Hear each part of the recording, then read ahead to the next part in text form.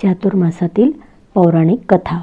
ही कथा ऐकल्यानेही महापापाचा नाश होतो। माधांता नामक एका चक्रवर्ती सम्राटाची ब्रह्मांड पुराणातील कथा या संदर्भात सांगितली जाते।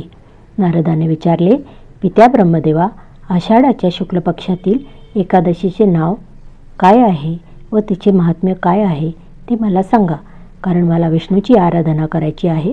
ब्रह्मदेव म्हणाले, कलियुग आवडणाऱ्या मुनिश्रेष्ठा, तू चांगले विचारलेस। तू खरोखरच वैष्णव आहेस।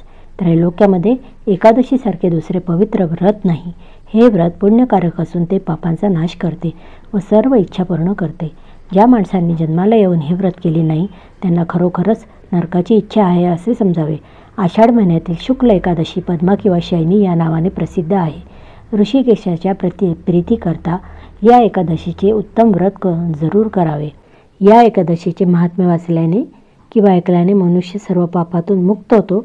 पद्मपुराणात भगवान विष्णू या 4 महिन्यात झोपतात त्यांना चातुर्मास म्हणतात। देवशयनी एकादशी ते हरिप्रबोधिनी एकादशी चातुर्मास चालत असतो।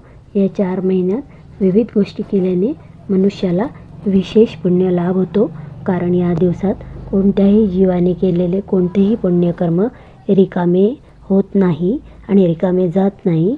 चातुर्मासाचे व्रत जरी देवशनी एकादशीपासून होत असले तरी हे व्रत द्वादशी, पौर्णिमा, अष्टमी आणि कर्क संक्रांती म्हणजे मकर संक्रांतीपासूनही सुरू करता येते। या संदर्भात एक पौराणिक कथा सुद्धा आहे।